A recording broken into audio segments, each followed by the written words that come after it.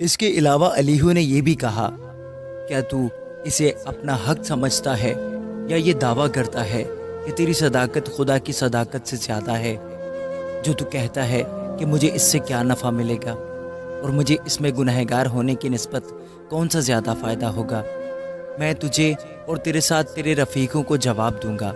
آسمان کی طرف نظر کر اور دیکھ، اور افلاک پر جو تجھ سے بلند ہیں نگاہ کر۔ اگر تو گناہ کرتا ہے تو اس کا کیا بگاڑتا ہے؟ اور اگر تیری تقصیریں بڑھ جائیں تو اس کا کیا کرتا ہے؟ اگر تو صادق ہے تو اس کو کیا دے دیتا ہے، یا اسے تیرے ہاتھ سے کیا مل جاتا ہے؟ تیری شرارت تجھ جیسے آدمی کے لیے ہے اور تیری صداقت آدم ذات کے لیے۔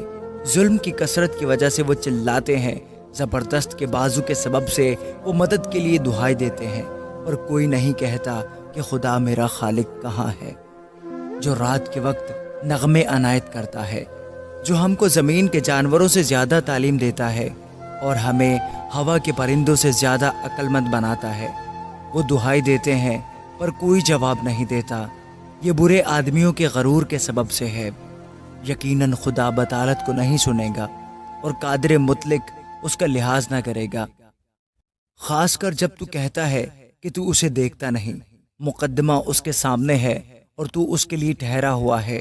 پر اب چونکہ اس نے اپنے غضب میں سزا نہ دی اور وہ غرور کا زیادہ خیال نہیں کرتا، اس لیے ایوب خود بینی کے سبب سے اپنا منہ کھولتا ہے اور نادانی سے باتیں بناتا ہے۔